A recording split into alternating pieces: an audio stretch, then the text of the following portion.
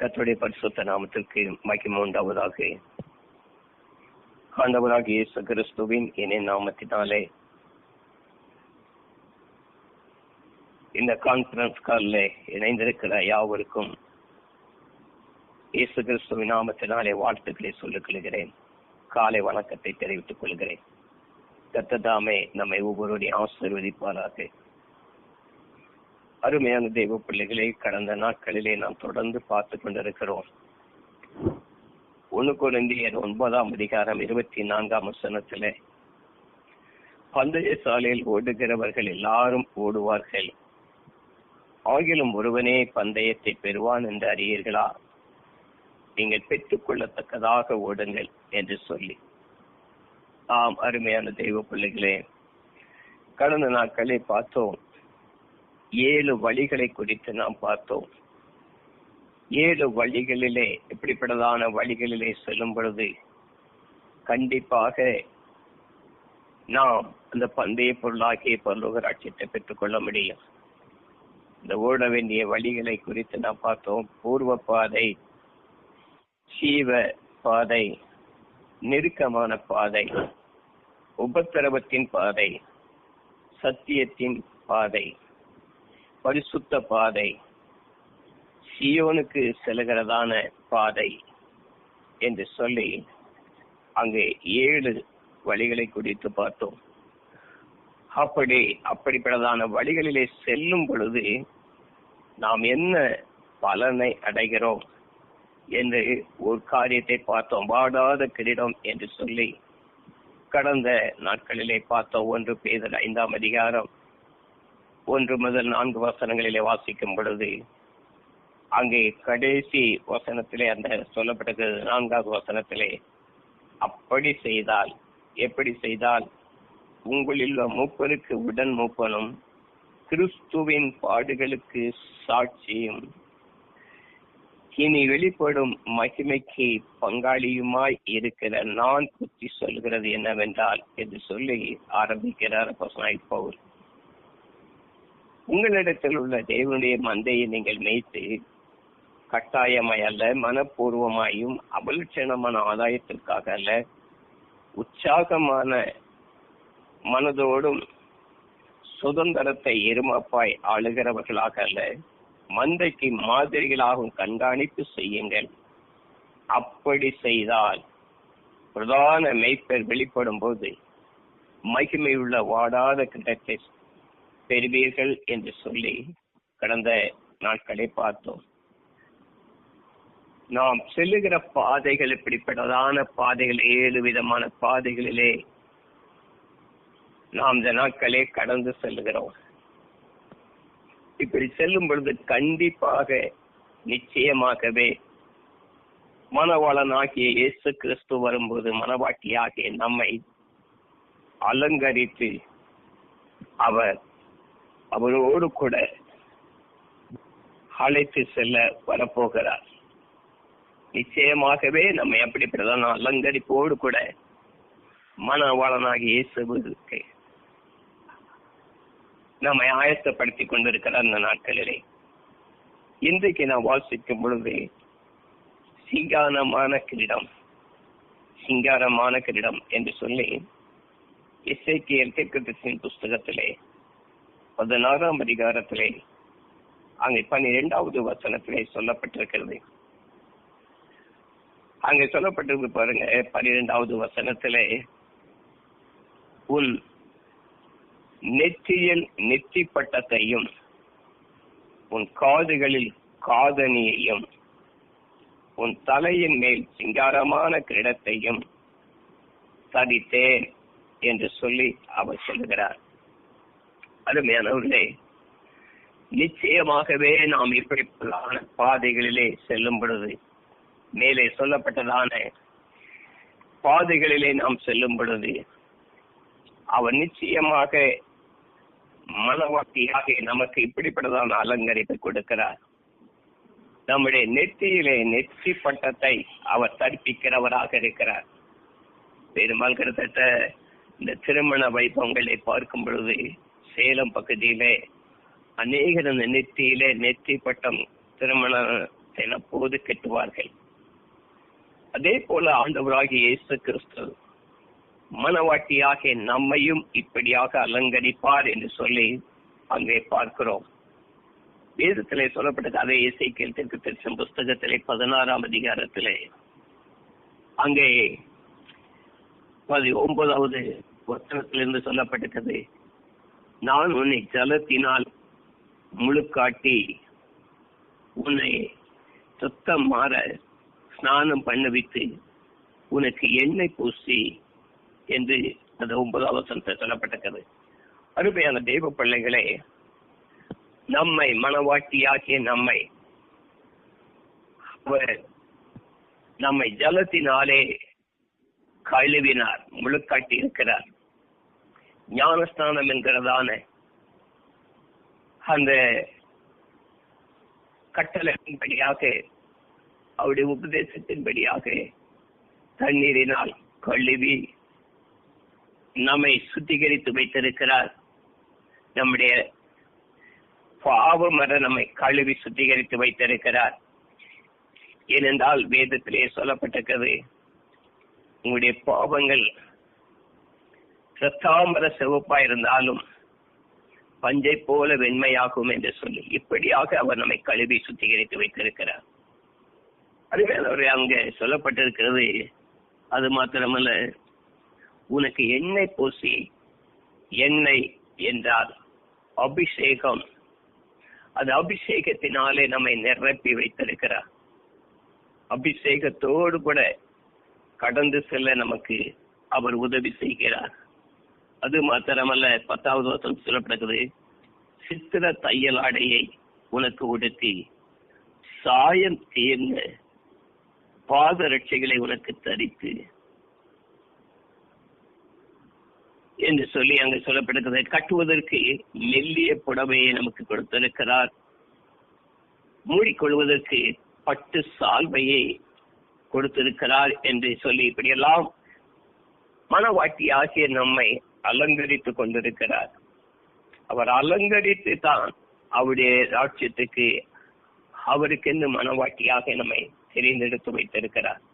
அருமையான தெய்வ பிள்ளைகளே, இந்த காலை வேளையிலே தேவனுடைய சமூகத்திலே கடந்து வந்திருக்கிறதான நம்மையும் நாம் இப்படிப்பட்டதான இந்த 7 விதமான பாதைகளிலே கடந்து செல்லும் பொழுது,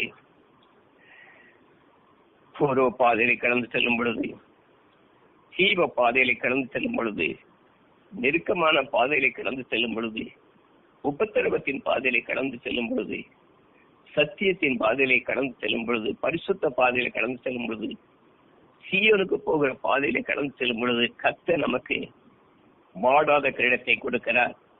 2வதாக சிங்காரமான கிரீடத்தை அவருடைய மனவாட்டியாக நமக்கு கற்பிக்கிறார். அது மாத்திரமல்ல, 3வதாக அங்கு சொல்லப்பட்டிருக்கிறது, 2 தீமோத்தேயுவின் புஸ்தகத்திலே 4ஆம் அதிகாரத்திலே 7-8 வசனங்களிலே நாம் அங்கே வாசிப்போம் என்றால் அங்கே சொல்லப்பட்டிருக்கிறது, நல்ல போராட்டத்தை போராடினேன், ஓட்டத்தை முடித்தேன், விசுவாசத்தை காத்துக்கொண்டேன், இது முதல் நீதியின் கிரீடம் எனக்காக வைக்கப்பட்டிருக்கிறது. நீதியுள்ள நியாயாதிபதி ஆகிய கர்த்தர் அந்நாளிலே அதை எனக்கு தந்தருளுவார். எனக்கு மாத்திரமல்ல, அவர் பிரசன்னமாக்குதலை விரும்பும் யாவருக்கும் அதை தந்தருளுவார் என்று சொல்லி அங்கே சொல்லுகிறார். அருமையானவர்களே, கர்த்தர் முதலாவது வாடாத கிடத்தை கொடுக்கிறார். 2வது சிங்காரமான கிடத்தை மனவாட்டியாக நமக்கு தரிப்பிக்கிறார். 3வதாக நீதியின் கிரீடத்தை கர்த்தர் நமக்கு தரிப்பிக்கிறார். அங்கே சொல்லப்பட்டிருக்கிறது, அவர் எனக்கு மாத்திரமல்ல, அவர் பிரசன்னமாகுதலை விரும்பும் யாவருக்கும் அதை தந்துள்ளுவார் என்று சொல்லி சொல்லப்பட்டிருக்கிறது. அருமையானவர்களே, அவருடைய பிரசன்னத்தை நாடி வந்திருக்கிறதான தெய்வ பிள்ளைகளாகி நம்ம ஒவ்வொருவருக்கும் இந்த கால வேளையிலே நீதியின் கிரீடத்தை அவர் தரிப்பிக்க ஆவலோடு கூட அவர் நம்முடைய அருகாமையில் கடந்து கொண்டிருக்கிறார். அவர் நம்முடைய அருகாமையில் தொலைத்துக் கொண்டிருக்கிறார். நம்முடைய பேசுகிற பேச்சை அவர் கவனித்து உற்று கவனித்து கேட்டுக் கொண்டிருக்கிறார் என்று சொல்லி வேதம் சொல்லுகிறது. கர்த்ததாமே நமக்கு நீதியின் கிரீடத்தை தரிப்பித்து அவர் நிச்சயமாக நம்மை அவருடைய ராட்சியத்திலே பந்தய பொருளாகிய அந்த பரிசுத்த ஸ்தலத்தை கர்த்தர் நமக்கு தந்தருளுவாராக. அது மாத்திரமல்ல, நான்காவதாக மகிழ்ச்சியின் கிரீடம் என்று சொல்லி வேதத்திலே சொல்லப்பட்டிருக்கிறது. மகிழ்ச்சியின் கிரீடத்தை கர்த்தர் அவருடைய மனவாட்டியாகிய நமக்கு அவர் அளிக்கிற தேவனாக இருக்கிறார். 1 தெசலோனிக்கேயர் புஸ்தகத்திலே 2ஆம் அதிகாரம் 19-20 வசனத்திலே வாசிக்கும் பொழுது, எங்களுக்கு நம்பிக்கையும் சந்தோஷமும் மகிழ்ச்சியின் கிரீடமாய் இருக்கிறவர்கள் யார்? நம்முடைய கர்த்தராகிய இயேசு கிறிஸ்து வரும்போது அவருடைய சன்னிதானத்திலே நீங்கள் அல்லவா அப்படி இருப்பீர்கள். நீங்களே எங்களுக்கு மகிழ்ச்சியும் சந்தோஷமாய் இருக்கிறீர்கள் என்று சொல்லி அவர் சொல்லியிருக்கிறார். அருமையான தேவ பிள்ளைகளை, இந்த காலை வேளையிலே இந்த கான்பரன்ஸ் காலில் இணைந்திருக்கிறதான நம்மை பார்த்து தக்க இப்படி சொல்லுகிறார், எங்களுக்கு நம்பிக்கையும் சந்தோஷமும் மகிழ்ச்சியும் கிழமாய் இருப்பவர்கள் யார்? கடந்த நாட்களில் வாசித்தவனமாக முன்னாடி சொல்லப்பட்டதான பாதைகளிலே செல்லும் பொழுது அந்த மகிழ்ச்சியின் கிடமாய் இருக்கிறவர்கள் நாம தான். இப்படிப்பட்டதான பாதைகளிலே செல்லுகிறவர்கள் தான் அங்க மகிழ்ச்சியின் கிடமாய் இருப்பார்கள் என்று சொல்லி, நீங்களே எங்களுக்கு மகிமையும் சந்தோஷமாய் இருக்கிறீர்கள் என்று சொல்லி அடுத்த வசனத்திலே சொல்லப்பட்டிருக்கிறது. 20ஆம் வசனத்திலே. அருமையானவர்களே, காலவேளையிலே விடுபடாத மகிழ்ச்சியின் கிடத்தை கத்த நமக்கு தரிப்பிக்கும்படிக்காய் நாம் சரியான பாதைகளிலே ஓட தேவன் நமக்கு அருள் செய்வாராக. அது மாத்திரமல்ல, 5வது கிரீடம் அங்கே சொல்லப்பட்டது 1 கொரிந்தியர் 9:25 பந்தயத்திற்கு போராடுகிற யாவரும் எல்லாவற்றிலேயும் இச்சையடக்கமாய் இருப்பார்கள். அவர்கள் அழிவுள்ள கிரீடத்தை பெறும்படிக்கு அப்படி செய்கிறார்கள். நாமோ அழிவில்லாத கிரீடத்தை பெறும்படிக்கு அப்படி செய்கிறோம். அருமையானவர்களே, பந்தய சாலையில் ஓடுகிறவர்கள் அழிந்து போகிறதான ஒரு பொருளுக்காக அவர்கள் இச்சையடக்கமாக அங்கு ஓடுவார்கள் என்று சொல்லி சொல்லப்பட்டிருக்கிறது.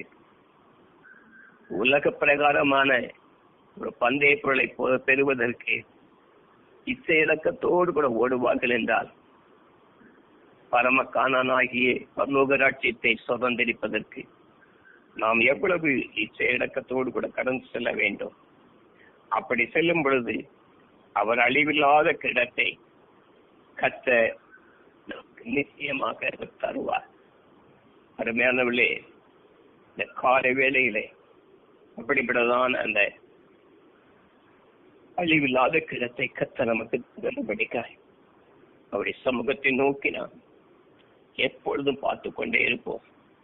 எப்பொழுதும் அவருடைய சமூகத்தை நோக்கி விண்ணப்பித்துக் கொண்டே துதித்துக் கொண்டே இருப்போம். அது மாத்திரமல்ல, 6வதாக சொல்லப்பட்டிருக்கிறது எரேமியா தீர்க்கதரிசன புஸ்தகத்திலே 13ஆம் அதிகாரம் 18வது வசனத்திலே சொல்லப்பட்டிருக்கிறது,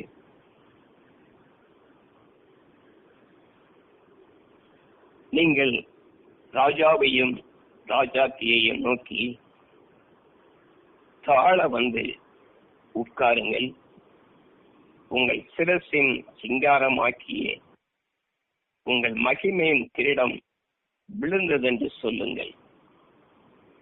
அருமையானவர்களே, இங்கே சொல்லப்பட்டிருக்கிறது, மகிமையின் கிரீடத்தை கர்த்தர் நமக்கு தரிப்பிக்கிற தேவன். மகிமையின் கிரீடத்தை பெற்றுக் கொள்வதற்கு நிச்சயமாக நம்மை தகுதிப்படுத்த வேண்டும். கர்த்தருடைய நாமம் மகிமைப்படுவதாக. தொடர்ந்து இப்படிப்பட்டதான காரியங்களை பெற்றுக் கொள்வதற்கு தேவன் நம்மை உறுதிப்படுத்தும்படிக்காக, நம்முடைய விசுவாசத்தை நிவர்த்திக்க செய்யும்படிக்காக, அவருடைய பரிசுத்த பாதைகளை கடந்து செல்லத்தக்கதாக தேவன் நமக்கு உதவி செய்வாராக. கடைசியாக அங்கே சொல்லப்பட்டிருக்கிறது, மகிமையான கிரீடம் என்று சொல்லி. அதில் சொல்லப்படும் நீதிமொழியின் புஸ்தகத்திலே 4ஆம் அதிகாரம் 5வது வசனத்திலிருந்து 9வது வசனம் வரைக்கும் நாம் பார்ப்போம் என்றால், ஞானத்தை சம்பாதி, புத்தியையும் சம்பாதி, என் வான் வார்த்தைகளை மறவாமலும் விட்டு விலகாமலும் இரு. அதை விடாதே, அது உன்னை தற்காக்கும். அதன் மேல் பிரியமாயிரு, அது உன்னை காத்துக்கொள்ளும். ஞானமே முக்கியம். ஞானத்தை சம்பாதி. எண்ணத்தை சம்பாதித்தாலும் புத்தியை சம்பாதித்து கொள். நீ அதை மேன்மைப்படுத்து, அது உன்னை மேன்மைப்படுத்தும். நீ அதை தழுவிக்கொண்டால் அது உன்னை கனம் பண்ணும். அது உன் தலைக்கு அலங்காரமான முடியை கொடுக்கும். அது மகிமையான கிரீடத்தை உனக்கு சூட்டும் என்று சொல்லி அங்கே சாலோமோன் ஞானி சொல்லுகிறார். அருமையான தெய்வ பிள்ளைகளே, இந்த மகிமையான கிரீடத்தை பெற்றுக் கொள்வதற்கு நாம் ஞானத்தையும் புத்தியையும் சம்பாதித்து கர்த்தருடைய வாயின் வார்த்தைகளை விட்டு விடாதபடிக்கு அவைகளிலே நாம் நிலைத்திருப்போம். இப்படி இருக்கும் பொழுது நமக்கு மகிமையின் கிரீடத்தை தந்தருளுவார். கடைசியாக அலங்காரமான கிரீடம் என்று சொல்லி அங்கு ஏசாயா தீர்க்கதரிசன புஸ்தகத்திலே சொல்லப்பட்டிருக்கிறது.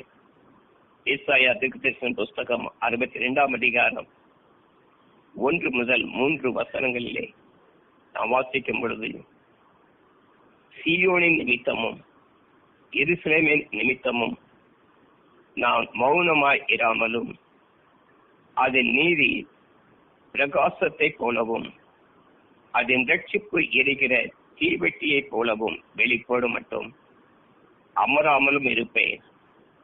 ஜாதிகள் உன் நீதியையும் சகல ஜனங்களும் உன் மகிமையும் காண்பார்கள். கர்த்தருடைய வாய் சொல்லும் புது நாமத்தால் நீ அழைக்கப்படுவாய். நீ கர்த்தருடைய கையில் அலங்காரமான கிரீடமும் உன் தேவனுடைய கர்த்தத்தில் ராஜமுடியுமாய் இருப்பாய் என்று சொல்லி அங்கே தீர்க்கதரிசியா சொல்லுகிறார். அருமையானவர்களே, இந்த காலை வேளையிலே இப்படிப்பட்டதான் அந்த 7 கிரீடத்தை நாம் பெற்றுக் கொள்வதற்கு செல்ல வேண்டிய பாதைகள் அங்கே சொல்லப்பட்டிருக்கிறது. பூர்வ பாதையிலே கடந்து செல்லும் பொழுது அவர் நமக்கு வாடாத கிரீடத்தையும் மகிமையான கிரீடத்தையும் சிங்காரமான கிரீடத்தையும் நீதியின் கிரீடத்தையும் மகிழ்ச்சியின் கிரீடத்தையும் அழிவில்லாத கிரீடத்தையும் அலங்காரமான கிரீடத்தையும் 7 விதமான கிரீடத்தை கர்த்தர் நமக்கு நிச்சயமாக தந்தருளுவார். கர்த்தர் தாமே இப்படிப்பட்டதான கிருபைகளை தந்து நம்மை நடத்தும்படிக்காய் மணவாளனாகிய இயேசு கிறிஸ்துவுக்கு நம்மை ஆயத்தப்படுத்தும்படிக்காய் கர்த்தருடைய கரத்திலே நம்மை அர்ப்பணிப்போம். கர்த்தர் நம்மை ஒவ்வொருவரையும் ஆசீர்வதித்து நடத்துவாராக. ஆமென். ஆமென்.